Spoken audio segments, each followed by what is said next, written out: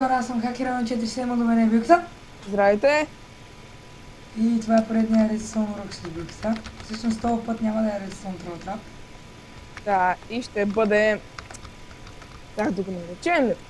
Това ще е напълно автоматична ферма за дини, която сама се убира и то също всякаква да се следи. И да започваме.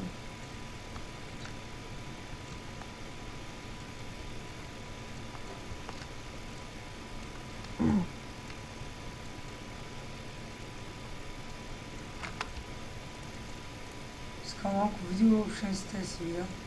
Това не съм много хубав. Защото не съм ги направил.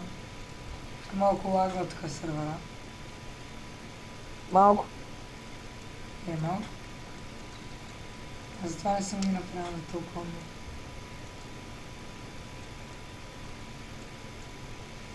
Виждам Бюкса в етап на прогрес. Да.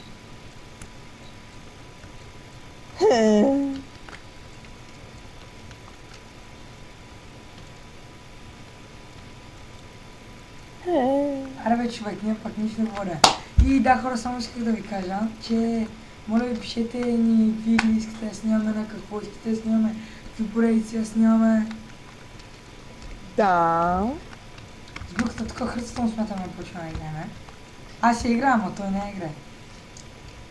Все още. Все още. Не знае. И тук си поставяте динята. И Да. задължително тук трябва да се заобгради. За да не проникне другаде, само на това дърбовче. И понеже аз по принцип не обичам да чакам, ще се направя диня. И тя автоматично сади на малко хубаво. Да. Може. И можете да се обедете, ако И не да, хора. мързи. И можете своите долу често с хупара, разбира се. И да, хора, това беше всичко от нас. До следващото.